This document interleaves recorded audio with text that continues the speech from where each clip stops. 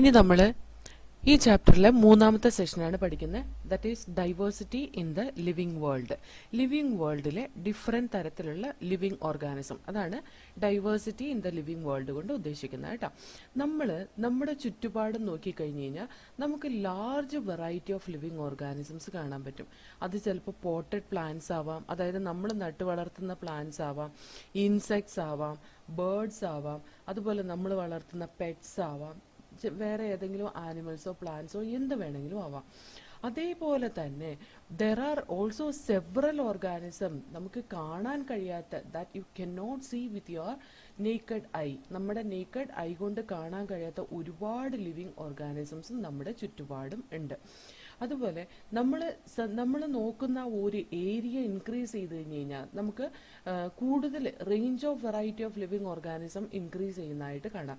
അതായത് species area relationship ഉണ്ട്. അതായത് നമ്മളിപ്പോൾ ഒരു 100 മീറ്റർ ചുറ്റളവിൽ ഒരു ഓർഗാനിസത്തിനെ ഒരു ഓർഗാനിസം അല്ല, എല്ലാ ഓർഗാനിസത്തിനെയും ഒബ്സർവ് ചെയ്താൽ നമുക്കിപ്പോൾ ഒരു 100 സ്പീഷീസ് ഓഫ് ഓർഗാനിസം കിട്ടിക്കഴിഞ്ഞാൽ 200 മീറ്റേഴ്സ് ആകുമ്പോൾ അതനുസരിച്ച് നമ്പർ ഓഫ് ഓർഗാനിസംസ് കൂടുന്ന കാണാം.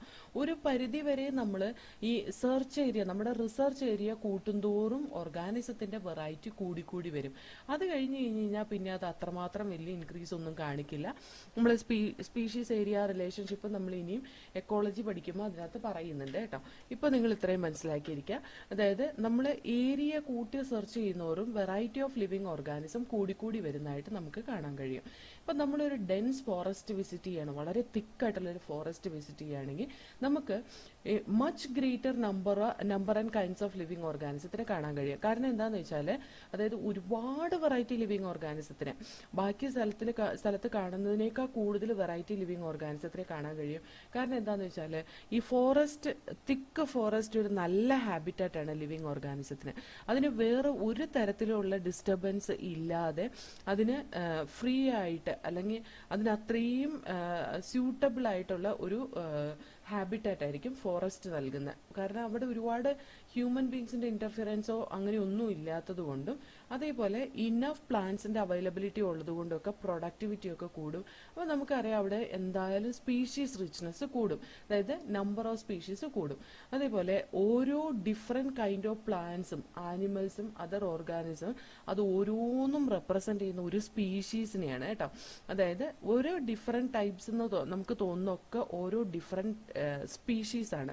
അതേപോലെ നമ്മൾ ഇന്ന് കണ്ടുപിടിച്ചിട്ടും ഡിസ്ക്രൈബ് ചെയ്തിട്ടുമുള്ളതായ സ്പീഷീസ് എന്ന് പറയുന്ന 1.7 to 1.8 മില്യൺ സ്പീഷീസോളം ഓർഗാനിസം കണ്ടുപിടിച്ചിട്ടുണ്ട്. ഒന്ന് ആലോചിച്ച് നോക്കിയേ, 1 മില്യൺ എന്ന് പറയുന്നത് 10 ലക്ഷമാണ്. അപ്പോൾ 17 ലക്ഷം മുതൽ 18 ലക്ഷം വരെ ലിവിങ് ഓർഗാനിസത്തിനെ ഇതുവരെ ഡിസ്ക്രൈബ് ചെയ്യുകയും അതേപോലെ തന്നെ അതിനെ പറ്റിയിട്ട് സ്റ്റഡി ചെയ്യുകയും ചെയ്തിട്ടുണ്ട്.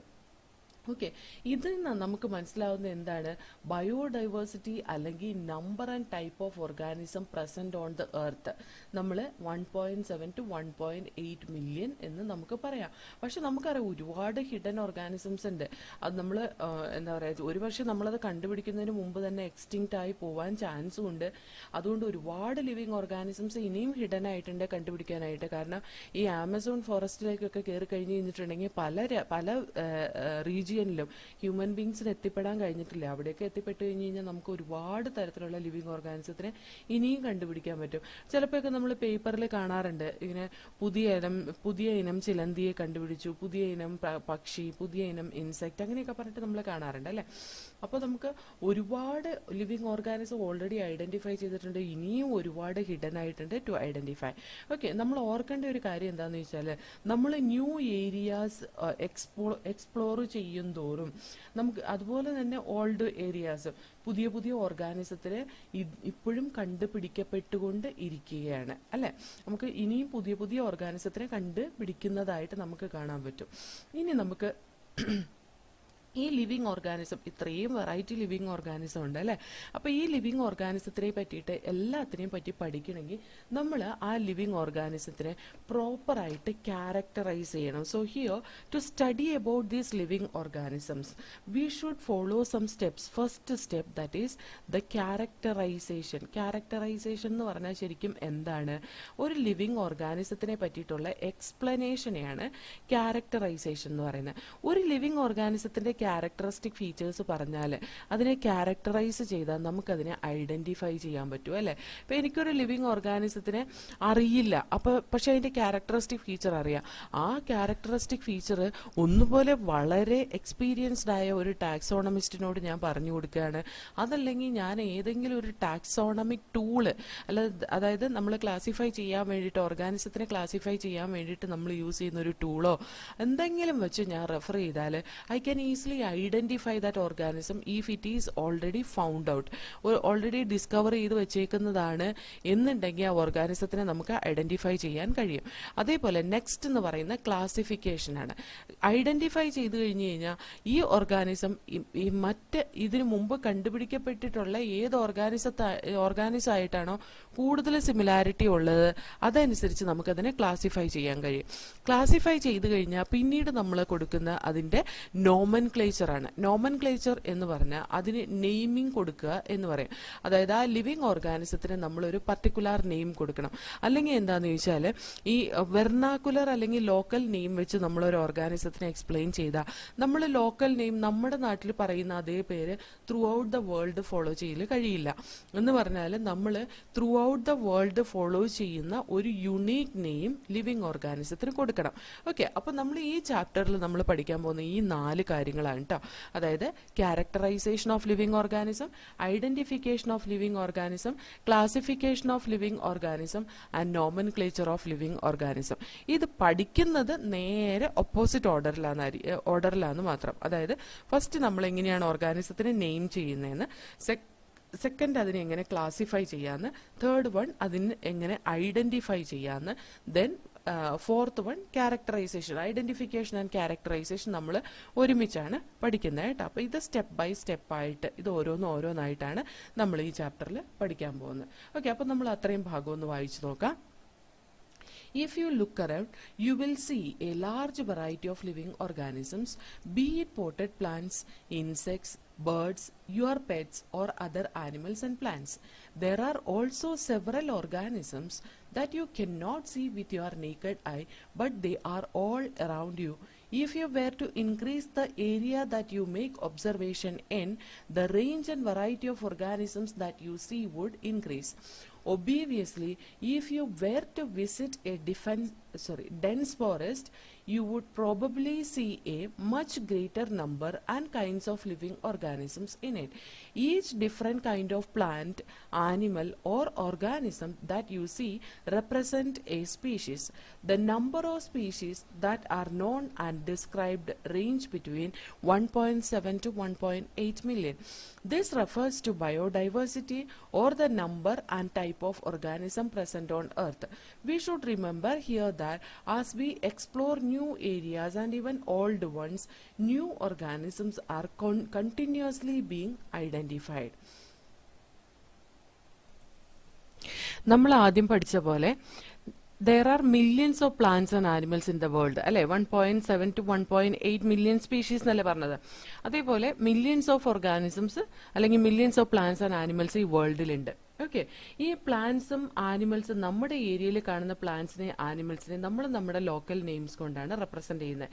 ഈ ലോക്കൽ നെയിം ഒരു സ്ഥലത്തുനിന്ന് വേറൊരു സ്ഥലത്തേക്ക് പോകുമ്പോൾ അത് വ്യത്യാസം ഉണ്ടാവാം.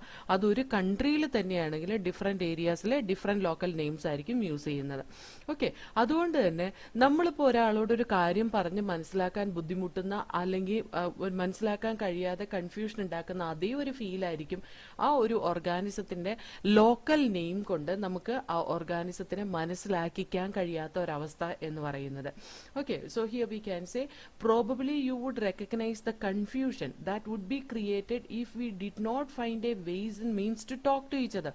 അതായത് നമുക്കൊരു നേരെ വർത്താനം പറയാൻ പറ്റാത്ത അല്ലെങ്കിൽ നമുക്ക് കോൺവെർസേഷൻ ചെയ്യാൻ കുറച്ച് ബുദ്ധിമുട്ടുള്ള ഒരു കണ്ടീഷനിൽ നമ്മൾക്ക് ക്രിയേറ്റ് ചെയ്യുന്ന അതേ കൺഫ്യൂഷൻ തന്നെയായിരിക്കും ഓർഗാനിസം നമുക്ക് ഒരാൾക്ക് മനസ്സിലാക്കി കൊടുക്കാൻ, നമ്മൾ സംസാരിക്കുന്ന ഏത് ഓർഗാനിസത്തിനെ പറ്റിയിട്ടാണ് ഒരാൾക്ക് മനസ്സിലാക്കി കൊടുക്കാൻ പറ്റിയില്ലെങ്കിൽ ഉണ്ടാകുന്ന കൺഫ്യൂഷൻ എന്ന് പറയുന്നത്. അതുകൊണ്ട് തന്നെ നമുക്ക് ഈ നെയിമിംഗ് ഒക്കെ ഒന്ന് സ്റ്റാൻഡേർഡൈസ് ചെയ്യേണ്ടതായ ആവശ്യമുണ്ട്.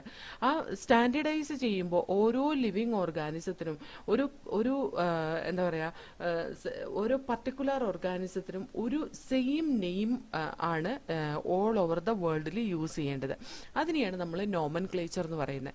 അതായത് എവിടെ പോയാലും ആ ഓർഗാനിസത്തിന് ഒരു നോമൻക്ലേച്ചർ അല്ലെങ്കിൽ ഒരു സയന്റിഫിക് നെയിമിങ്ങേ ഉണ്ടാവാൻ പാടുള്ളൂ. ഓക്കെ, ഹിയർ നോമൻക്ലേച്ചർ അല്ലെങ്കിൽ നെയിമിംഗ് എന്ന് പറയുന്നത് ഓർഗാനിസത്തിനെ വെൽ ഡിസ്ക്രൈബ് ചെയ്തതിന് ശേഷം മാത്രമാണ് പോസിബിൾ ആയിട്ടുള്ളത്. ഓക്കെ, വെൽ ഡിസ്ക്രൈബ് ചെയ്യുമ്പോൾ നമ്മൾ ആ ഓർഗാനിസത്തിന്റെ നെയിമിലേക്ക് എത്തിച്ചേരണം. ആ പർട്ടിക്കുലർ ഓർഗാനിസത്തിന്റെ നെയിമിലേക്ക് എത്തിച്ചേരുക എന്ന് പറഞ്ഞാൽ അത് ലോക്കൽ നെയിം ആവാൻ പാടില്ല. It should be the scientific name which is a unique name. അത് scientific unique name all over world. നമ്മളൊരു ഓർഗാനിസത്തിനെ പറ്റി ഡിസ്ക്രൈബ് ചെയ്ത ഈ all over world whoever the scientist is listening the description, they should reach to a common name. ഒരു particular നെയിമിലേക്ക് എത്തിച്ചേരണം. അതിനെയാണ് നമ്മൾ nomenclature എന്ന് പറയുന്നത്. അപ്പോഴാണ് നമുക്ക് ആ ഓർഗാനിസത്തിനെ ക്ലിയർ ആയിട്ട് ഐഡന്റിഫൈ ചെയ്യാൻ കഴിയുന്നത്. ഓക്കെ, അതേപോലെ നമുക്ക് ഈ സ്റ്റഡീസ് ഈസി ആക്കാൻ വേണ്ടിയിട്ട് കുറെ സയന്റിസ്റ്റ് കൂടിയിട്ട് എസ്റ്റാബ്ലിഷ് ചെയ്ത ഒരു പ്രൊസീജിയർ ഉണ്ട്. സയന്റിഫിക് നെയിം എങ്ങനെ ഒരു ഓർഗാനിസത്തിന് കൊടുക്കണം എന്നുള്ള പ്രൊസീജിയർ അവര് പ്രപ്പോസ് ചെയ്തിട്ടുണ്ട്. ഇത് എല്ലാ സയന്റിസ്റ്റിനും ആക്സെപ്റ്റബിൾ ആണ് ത്രൂ ഔട്ട് ദ വേൾഡ്.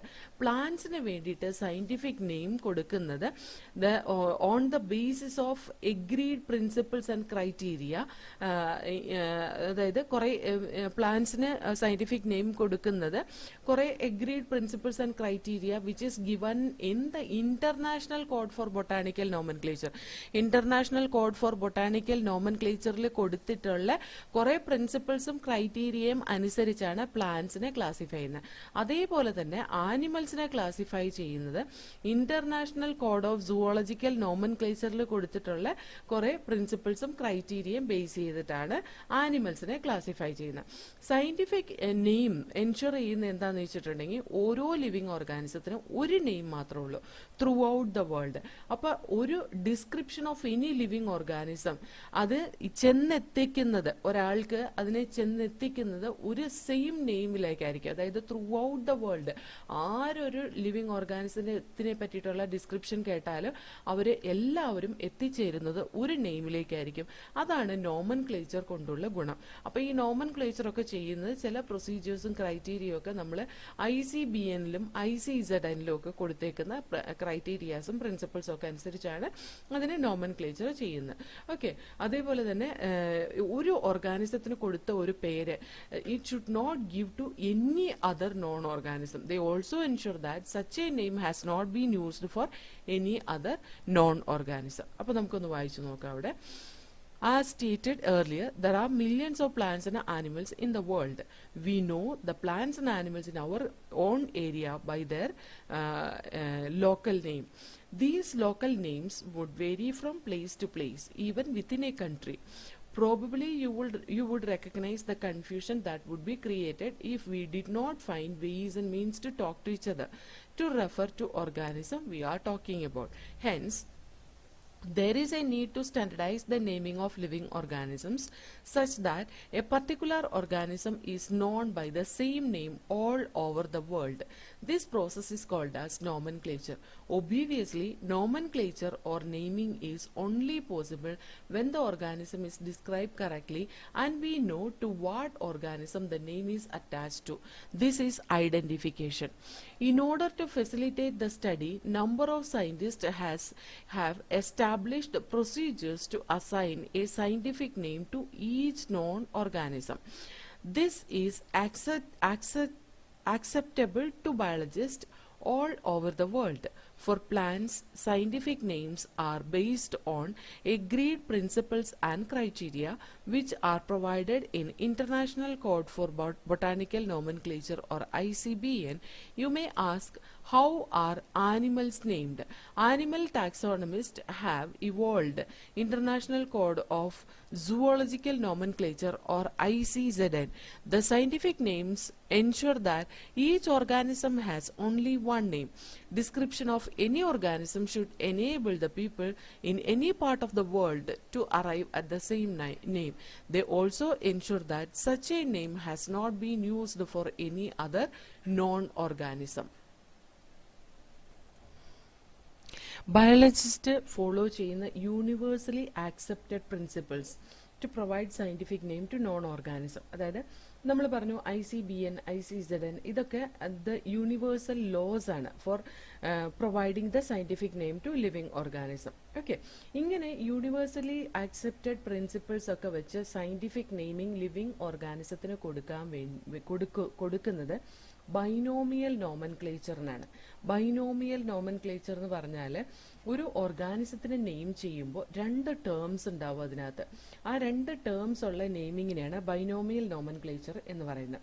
അതായത് the system of providing a name with two components, അതിനെയാണ് ബൈനോമിയൽ നോമൻക്ലേച്ചർ എന്ന് പറയുന്നത്. ഇതാദ്യം ഇൻട്രൊഡ്യൂസ് ചെയ്ത സയന്റിസ്റ്റ് കാരലസ് ലിനേയസ് എന്ന് പറയുന്ന സയന്റിസ്റ്റ് ആണ്.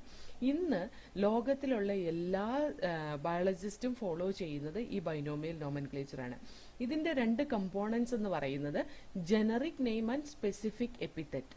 ജീനസ് നെയിം, സ്പീഷീസ് നെയിം, അല്ലെങ്കിൽ generic name and specific epithet. ഇതാണ് രണ്ട് components of this scientific naming. Okay, നമ്മൾ ഇത് സയന്റിഫിക് നെയിമിംഗ് അല്ലാതെ ലോക്കൽ നെയിമിന് പറയുന്ന വേറൊരു പേരാണ് vernacular name. Okay, vernacular name. Local നെയിമിന് പറയുന്ന വേറൊരു പേരാണ് വെർനാക്കുലർ നെയിം. ഒന്ന് എഴുതി വെച്ചോ.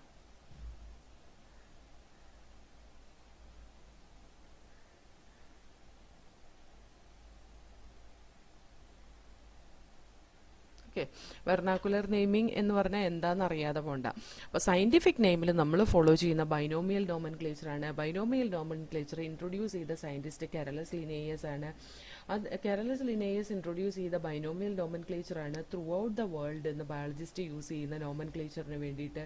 ഓക്കെ, ഇതിനകത്ത് രണ്ട് വേർഡ്സ് ഉള്ള ഫോർമാറ്റ് ആണ് യൂസ് ചെയ്യുന്നത്. അതാണ് കൺവീനിയന്റ് ആയിട്ടുള്ള നെയിമിംഗ് എന്ന് പറയുന്നത്. അതിനൊരു എക്സാമ്പിൾ ആണ് മാംഗോ. മാംഗോന്റെ സയന്റിഫിക് നെയിം വന്നിട്ട് മാഞ്ചിഫെറ ഇൻഡിക്ക ആണ്.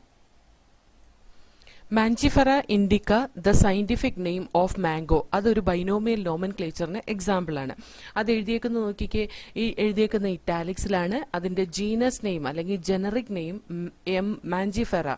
ആ ജനറിക് നെയിമിന്റെ ഫസ്റ്റ് ലെറ്റർ ക്യാപിറ്റൽ ലെറ്റർ ആണ്. അതേപോലെ indica, that is the species name അല്ലെങ്കിൽ സ്പെസിഫിക് എപ്പിത്തറ്റ്, അതിന്റെ ഫസ്റ്റ് ലെറ്റർ ഐ, അത് സ്മോൾ ലെറ്റർ ആണ്. ഓക്കെ, ഇതാണ് ഒരു ബൈനോമിയൽ നോമൻക്ലേച്ചർ എഴുതുന്ന പാറ്റേൺ എന്ന് പറയുന്നത്. ഇതിനകത്ത് Mangifera represent the genus and indica represent the species. ഇത് ഒരു പർട്ടിക്കുലർ സ്പീഷീസ് അല്ലെങ്കിൽ സ്പെസിഫിക് എപ്പിത്തറ്റ് ആണ്. ഇനി നമ്മൾ ഇതിനകത്ത് ബൈനോമിയൽ നോമൻക്ലേച്ചറിൽ ഫോളോ ചെയ്യുന്ന കുറെ ക്രൈറ്റീരിയാസ് ആൻഡ് റൂൾസ് നോക്കാം. Like biological names are generally in Latin. ലാറ്റിനിലാണ് ബയോളജിക്കൽ നെയിംസ് സാധാരണ റെപ്രസെന്റ് ചെയ്യുന്നത്. And it will be written in italics. അതെന്തുകൊണ്ടാണെന്നറിയോ? Latin is a dead language. ഇത് എവിടെ നിന്നുള്ള ആ organism irrespective of their origin, എവിടെ കാണുന്ന ഓർഗാനിസം ആണെങ്കിലും അത് ലാറ്റിൻ ലാംഗ്വേജിലാണ് നെയിം ചെയ്യാറ്. കാരണം ലാറ്റിൻ ലാംഗ്വേജ് ഒരു ഡെഡ് ലാംഗ്വേജ് ആണ്.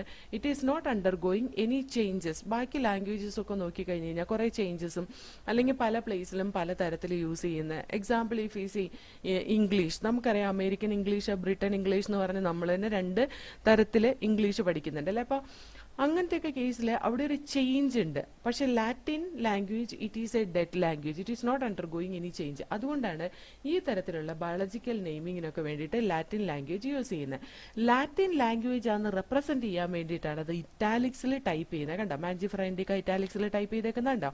ഓക്കെ, ഇത് അതിന്റെ സെക്കൻഡ് റൂൾ എന്ന് പറയുന്നത് first word in biological name represent the genus while the second component denote the specific epithet. ഇതാണ് അതിന്റെ ജീനസ് നെയിം എന്ന് പറയുന്നത്. Mangifera genus name, indica species നെയിമാണ്. അപ്പോൾ ഫസ്റ്റ് വേർഡ് ജനറിക് നെയിമും സെക്കൻഡ് വേർഡ് സ്പെസിഫിക് എപ്പിത്തറ്റും അല്ലെങ്കിൽ ജീനസ് നെയിമും സ്പീഷീസ് നെയിമും ആണ്.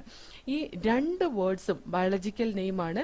അത് ഹാൻഡ് റിട്ടൺ ഫോമിൽ എഴുതുമ്പോൾ, അതായത് നമ്മൾ എഴുതുമ്പോൾ this has to be separated underlined, അതായത് or printed in italics to indicate their Latin origin. നമ്മൾ പറഞ്ഞു അതായത് ഇറ്റാലിക്സിൽ എഴുതാൻ കാരണം ലാറ്റിൻ ഒറിജിൻ ആയതുകൊണ്ടാണ്. ഇനിയിപ്പോൾ നമ്മളാണ് അതിനെ റെപ്രസെന്റ് ചെയ്യുന്നതെങ്കിൽ C here Mangifera Indica, it will be written like this. Mangifera Indica when we are writing in a handwritten form, we can see it will be written like this. Mangifera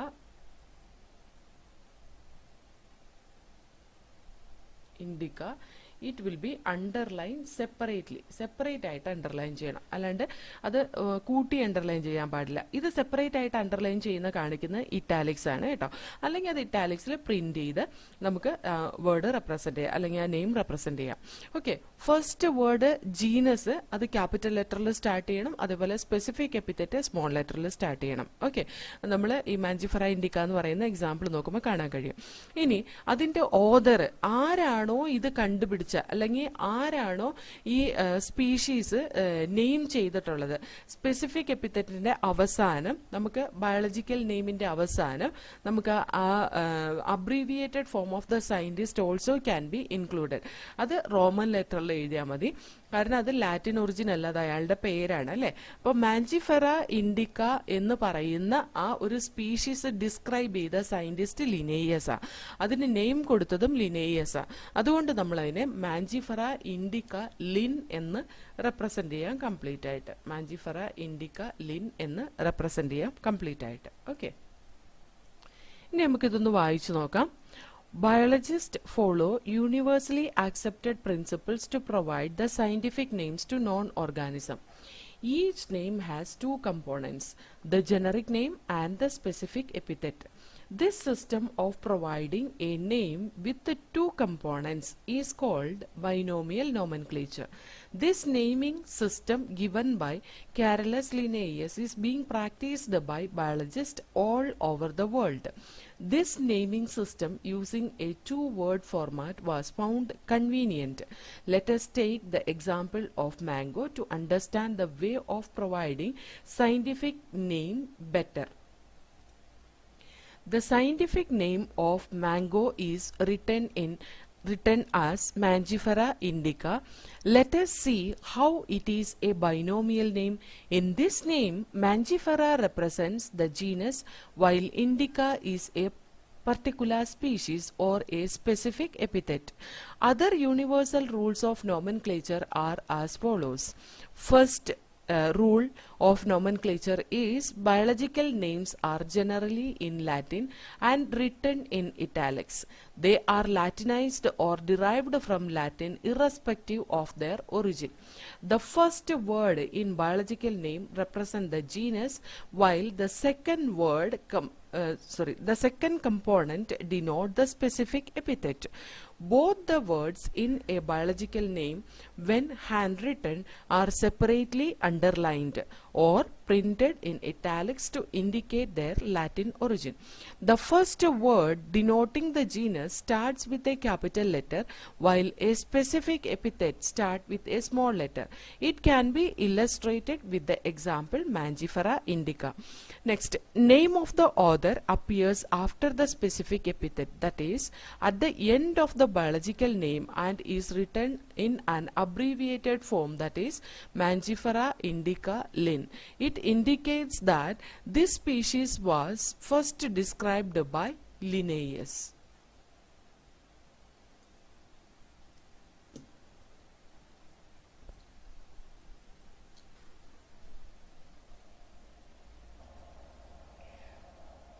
നമുക്ക് ഈ വേൾഡിൽ കാണുന്ന എല്ലാ ലിവിങ് ഓർഗാനിസത്തിനെയും എടുത്ത് പഠിക്കുക എന്ന് പറയുന്നത് ഡിഫിക്കൽട്ടാണ് അല്ലേ. അതുകൊണ്ട് തന്നെ നമുക്ക് ഈ ലിവിങ് ഓർഗാനിസത്തിനെയൊക്കെ കൺവീനിയന്റ് കാറ്റഗറിയിൽ ക്ലാസിഫൈ ചെയ്യാൻ പറ്റും. ഓക്കെ, നമുക്ക് ക്ലാസിഫിക്കേഷന്റെ ഒരു ആവശ്യകത വരുന്നത് അവിടെയാണ്. നമുക്ക് ഓരോ ലിവിങ് ഓർഗാനിസത്തിനെ എടുത്ത് പഠിക്കാൻ കഴിയില്ല. ഓക്കെ, അതുകൊണ്ട് തന്നെ നമ്മൾ ലിവിങ് ഓർഗാനിസത്തിനെ ക്ലാസിഫൈ ചെയ്തതിന് ശേഷം നമുക്ക് ഓരോ ഓർഗാനിസത്തിനെ സ്റ്റഡി ചെയ്യാം. ക്ലാസിഫിക്കേഷൻ എന്ന് പറയുന്നത് ഏതൊരു ഓർഗാനിസം ആണെങ്കിലും ഒരു കൺവീനിയന്റ് കാറ്റഗറിയിൽ അതിന്റെ ഒബ്സർവബിൾ ക്യാരക്ടറിസ്റ്റിക് അനുസരിച്ച് ഗ്രൂപ്പിംഗ് ചെയ്യുന്നതിനെയാണ് നമ്മൾ ക്ലാസിഫിക്കേഷൻ എന്ന് പറയുന്നത്. അതായത് അത് കാണിക്കുന്ന ക്യാരക്ടറിസ്റ്റിക് ഫീച്ചർ അനുസരിച്ച് ആ ഓരോ ഓർഗാനിസത്തിനെയും കൺവീനിയന്റ് കാറ്റഗറി ആയിട്ട് സെപ്പറേറ്റ് ചെയ്യുന്നതിനെയാണ് നമ്മൾ ക്ലാസിഫിക്കേഷൻ എന്ന് പറയുന്നത്. അതിന് കുറച്ച് എക്സാമ്പിൾസ് ആണ് ഇവിടെ. Plants, animals, dogs, cats, insects, ഇതൊക്കെ. ഇപ്പൊ നമ്മൾ പ്ലാന്റ്സ് എന്ന് പറയുമ്പോൾ നമുക്ക് നമ്മുടെ മനസ്സിൽ വരുന്ന പിക്ചർ പ്ലാന്റിന്റെയാണ്. നമ്മൾ ആ ഒരു ഓർഗാനിസത്തിനെ പ്ലാന്റിൽ കാറ്റഗറൈസ് ചെയ്യാനുള്ള കാരണം എന്താണ്? അത് പ്ലാന്റിൽ കാണിക്കുന്ന പച്ച ഇലകളും വേരും അതുപോലെ അതിന്റെ സ്റ്റെമ്മും ഒക്കെ കാണുമ്പോഴാണ് നമുക്കത് പ്ലാന്റ് ആണെന്ന് മനസ്സിലാകുന്നത്. അപ്പൊ അതിന്റെ മോർഫോളജിക്കൽ ക്യാരക്ടർ അല്ലെങ്കിൽ characteristic features, observable characteristic features അനുസരിച്ചാണ് നമ്മളതിനെ പ്ലാന്റ്സിൽ ഇൻക്ലൂഡ് ചെയ്തിട്ടുള്ളത്. അതേപോലെ ആനിമൽസ് എന്ന് പറയുമ്പോൾ നമ്മുടെ മനസ്സിൽ കൂടെ വരുന്ന ആനിമൽസ് എന്ന് പറഞ്ഞാൽ ഇപ്പോൾ എന്താണ്, സെൽ വോൾ ഇല്ലാത്ത സെല്ലുള്ള ഓർഗാനിസം ആയിരിക്കും. അതുപോലെ തന്നെ അതിന് ഹെറ്ററോട്രോഫിക് മോഡ് ഓഫ് ന്യൂട്രീഷൻ ആയിരിക്കും. അങ്ങനെ കുറച്ച് ക്യാരക്ടറിസ്റ്റിക് ഫീച്ചർ ഉള്ള ഫണ്ടമെന്റൽ ക്യാരക്ടറിസ്റ്റിക് ഫീച്ചേഴ്സ് ഉള്ള ഓർഗാനിസത്തിന് നമ്മൾ ആനിമൽസിൽ പെടുത്തും. ഏത് ആനിമൽ ആണെന്നൊന്നും നമുക്കറിയില്ല, ഏത് തരത്തിലുള്ള ആനിമൽ വേണമെങ്കിലും ആവാം. എന്നാലും നമുക്കൊരു ഐഡിയ ആയി, okay it is an animal എന്ന് നമുക്ക് മനസ്സിലായി. ഇനി ഡോഗ് എന്ന് പറഞ്ഞാൽ നമുക്ക് പെട്ടെന്ന് ഒരു ഡോഗിന്റെ പിക്ചറാണ് നമ്മുടെ മനസ്സിൽ വരിക, അല്ലെ? ക്യാറ്റ് എന്ന് പറഞ്ഞാൽ ക്യാറ്റിന്റെ പിക്ചറാണ് നമ്മുടെ മനസ്സിൽ വരിക. എന്തുകൊണ്ടാണ് അങ്ങനെ വരുന്നത്? അതിന്റെ ക്യാരക്ടറിസ്റ്റിക് ഫീച്ചർ വെച്ചിട്ടാണ് നമ്മൾ ക്യാറ്റ് ആണോ ഡോഗ് ആണോ എന്നൊക്കെ പറയാം. അപ്പൊ ഇൻസെക്ട്സ് പറഞ്ഞാലും നമുക്ക് ആ ഇൻസെക്ടിന്റെ ക്യാരക്ടറിസ്റ്റിക് ഫീച്ചേഴ്സ് ആണ് നമ്മുടെ മനസ്സിൽ വരിക. അപ്പോൾ ഓരോ ഓർഗാനിസവും ആ ഓർഗാനിസത്തിന്റെ ക്യാരക്ടറിസ്റ്റിക് ഫീച്ചറോട് കൂടിയിട്ടാണ് നമ്മൾ നമ്മുടെ മനസ്സിൽ അതിനെ പിക്ചറൈസ് ചെയ്യുന്നത്.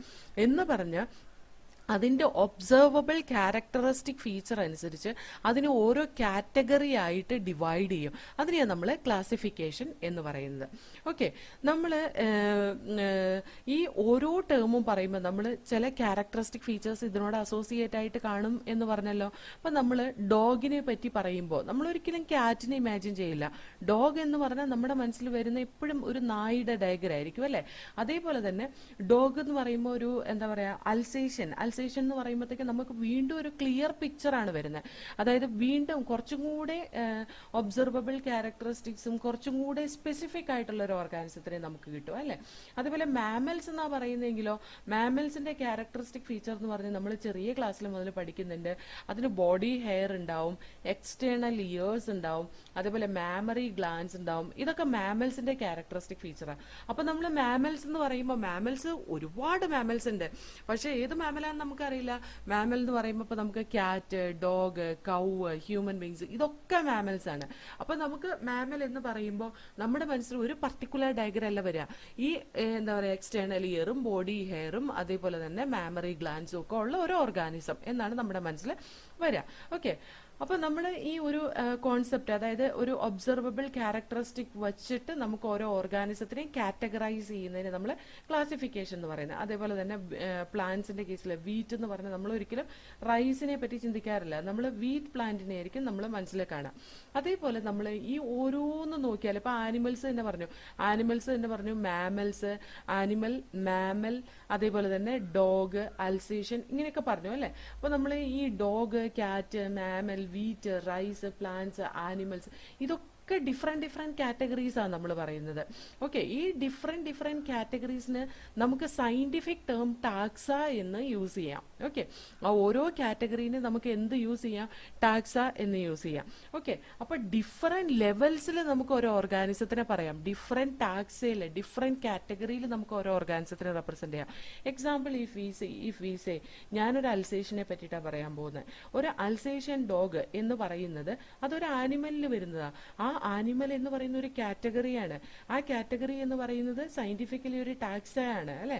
അപ്പൊ അത് കഴിഞ്ഞിട്ട് ഞാൻ പറയുന്നത് ദാറ്റ് ഈസ് എ മാമൽ എന്ന് പറയുന്നത് നെക്സ്റ്റ് ലെവലിലുള്ള ഒരു ടാക്സയാണ്. അതായത് അതിന്റെ തൊട്ട് താഴെ ലെവലിൽ, അതായത് ആനിമലിൽ തന്നെ വരുന്ന ഒരു കാറ്റഗറിയാണ് എന്ത്? മാമൽ എന്ന് പറയുന്നത്. അപ്പൊ ആനിമലിന്റെ കീഴിൽ വരുന്ന നെക്സ്റ്റ് കാറ്റഗറി, നെക്സ്റ്റ് ടാക്സ, അതിനെയാണ് നമ്മൾ മാമൽ എന്ന് പറയുന്നത്. അതേപോലെ മാമലാണ് ഒരു ഡോഗ് എന്ന് പറയുന്നത്. അപ്പൊ ഞാൻ ഡോഗ് എന്ന് പറഞ്ഞാല് മാമലിന്റെ നേരെ താഴെ വരുന്ന ഒരു കാറ്റഗറിയാണ് എന്ത്? ഡോഗ്. അപ്പൊ മാമലിന്റെ നേരെ താഴെ വരുന്ന ഒരു ടാക്സയാണ് എന്ത്? ഡോഗ് എന്ന് പറയുന്നത്. പിന്നെ ഞാൻ പറയണത് ഒരു അൽസേഷ്യനാന്ന് പറഞ്ഞു. അപ്പൊ അൽസേഷൻ എന്ന് പറയുമ്പോൾ ഈ ഡോഗിന്റെ ഒരു കാറ്റഗറിയാണ് എന്ത്? അൽസേഷൻ എന്ന് പറയുന്നത്.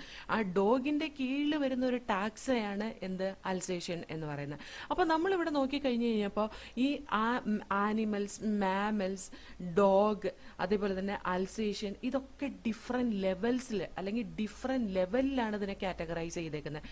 ഹയർ ലെവലിൽ നമ്മൾ ആനിമൽ എന്ന് പറയും, അതിന്റെ തൊട്ട് താഴെയുള്ള ലെവലിൽ നമ്മൾ മാമൽ എന്ന് പറഞ്ഞു, അതിന്റെ തൊട്ട് താഴെയുള്ള ലെവലിൽ ഞാൻ ഡോഗ് എന്ന് പറഞ്ഞു, അതിന്റെ തൊട്ട് താഴെയുള്ള ലെവലിൽ എന്താ ഞാൻ പറഞ്ഞത്? അൽസേഷ്യൻ എന്ന് പറഞ്ഞു. So here we can say it is following a different levels of categorization or different levels of taxa or different steps of taxa we can say. ഇതിനെയാണ് നമ്മൾ എന്ത് പറയാ? ടാക്സോണമി അല്ലെങ്കിൽ ക്ലാസിഫിക്കേഷൻ എന്ന് പറയുന്നത്. ആ ഒരു പാരഗ്രാഫ് വായിക്കാം, എന്നിട്ട് നെക്സ്റ്റ് എക്സ്പ്ലനേഷൻ തരാം കേട്ടോ. Since it is nearly impossible to study all the living organisms, it is necessary to devise some means to make this possible. This process is classification. Classification is the process by which anything is grouped into convenient categories based on some easily observable characters.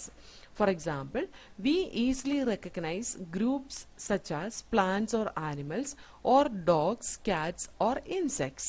The moment we use any of these terms, we associate certain characters with the organism in that group. What image do you see when you think of a dog? Obviously, each one of us will see dogs and not a cat. Right? Now, if we were to think of Alsatian, we know what we are talking about. Similarly, suppose we were to say mammals, you would of course think of animals with external ears and body hair. Likewise, in plants, if we try to talk of wheat, the picture in each of our mind will be of wheat plants, not of rice or any other plant. Hence, all these dogs, cats, mammals, wheat, rice, plants, animals, etc. are convenient categories we use to study organisms. The scientific term for these categories is taxa. Here, you must recognize that taxa can indicate categories at very different levels. Like plants also form a taxa, wheat is also a taxa. Similarly, animals, mammals, dogs are all taxa. But you know that a dog is a mammal and mammal are animals. Therefore, animals, mammals and dogs represent taxa at different levels. Okay. Taxa എന്ന് പറയുന്നത് പ്ലൂറലും taxon എന്ന് പറയുന്നത് സിംഗുലറും ആണ് കേട്ടോ. ടാക്സോണും ടാക്സയും തമ്മിലുള്ള വ്യത്യാസം എന്താണ്? Taxon is singular and taxa is plural. So here when we are categorizing the living organism, we will get different levels of category or different levels of taxa we will get. അപ്പൊ നമ്മൾ മേലെ വായിച്ച ആ ഒരു paragraph വെച്ച് living ഓർഗാനിസത്തിനെ അതിന്റെ common characteristic features വെച്ച് ക്ലാസിഫൈ ചെയ്യുന്ന ആ ഒരു പ്രോസസ്സിനെ നമ്മൾ പറയുന്ന പേരാണ് ടാക്സോണമി. മോഡേൺ ടാക്സോണമിയിലെ എക്സ്റ്റേണൽ ക്യാരക്ടേഴ്സും ഇന്റേണൽ ക്യാരക്ടേഴ്സ് അല്ലെങ്കിൽ എക്സ്റ്റേണൽ സ്ട്രക്ചറും ഇന്റേണൽ സ്ട്രക്ചറും ഇൻക്ലൂഡ് ചെയ്യുന്നുണ്ട്, സെല്ലിന്റെ സ്ട്രക്ചർ ഇൻക്ലൂഡ് ചെയ്യിപ്പിക്കുന്നുണ്ട്, ഡെവലപ്മെന്റൽ പ്രോസസ് ഇൻക്ലൂഡ് ചെയ്യുന്നുണ്ട്.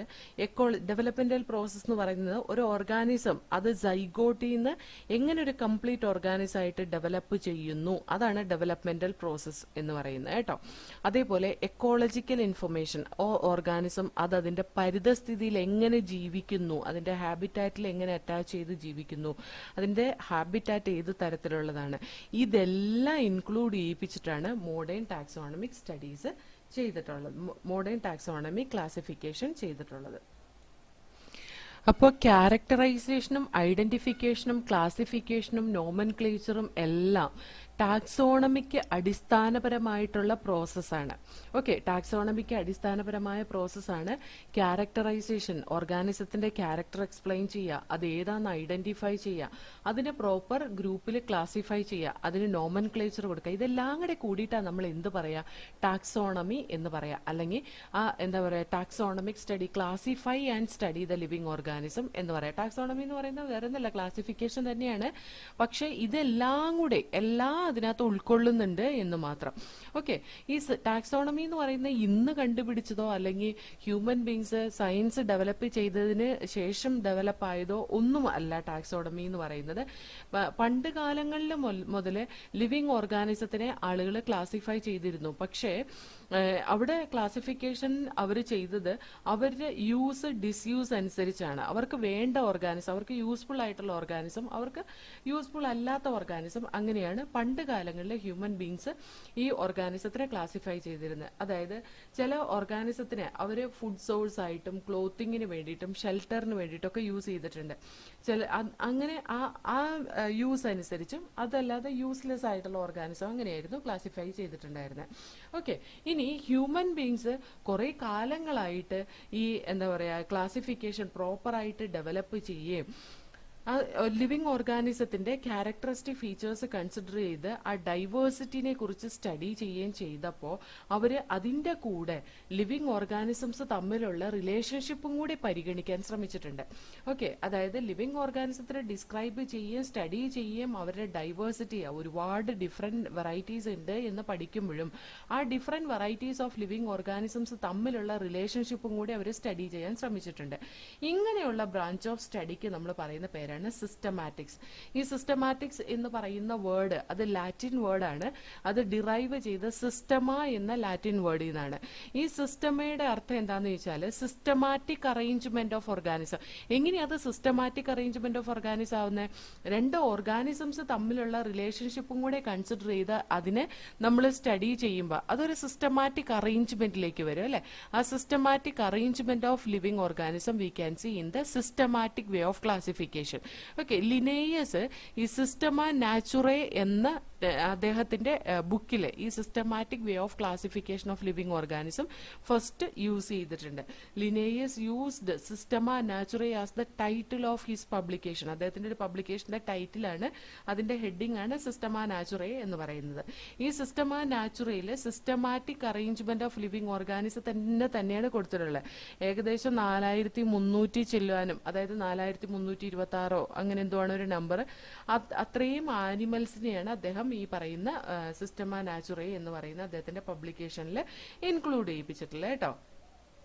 ഈ സിസ്റ്റമാറ്റിക് എന്ന് പറഞ്ഞാല് ദ സ്കോപ്പ് ഓഫ് സിസ്റ്റമാറ്റിക് എന്ന് പറഞ്ഞാല് വീണ്ടും അത് എൻലാർജ് ചെയ്തിട്ട് ഐഡന്റിഫിക്കേഷൻ, നോമൻക്ലേച്ചർ ആൻഡ് ക്ലാസിഫിക്കേഷൻ, അങ്ങനെ ആ ഒരു പ്രോസസ്സിലേക്ക്, അതായത് ഒരു scientific way of approach of this ക്ലാസിഫിക്കേഷനിലേക്ക് ലീഡ് ചെയ്തു ഈ സിസ്റ്റമാറ്റിക് എന്ന് പറയുന്നത് കേട്ടോ. സിസ്റ്റമാറ്റിക് വന്നോട് കൂടിയിട്ട് ഒരു evolutionary relationship between organisms also could bring, അതായത് അവരുടെ ആൻസസ്റ്റേഴ്സിനെ എവല്യൂഷണറി റിലേഷൻഷിപ്പും കൂടെ കൂടിയിട്ട് മനസ്സിലാക്കാൻ കഴിഞ്ഞു systematic study of living organism കൊണ്ട്. അപ്പൊ നമുക്ക് അവിടെ ഒന്ന് വായിച്ചു നോക്കാം.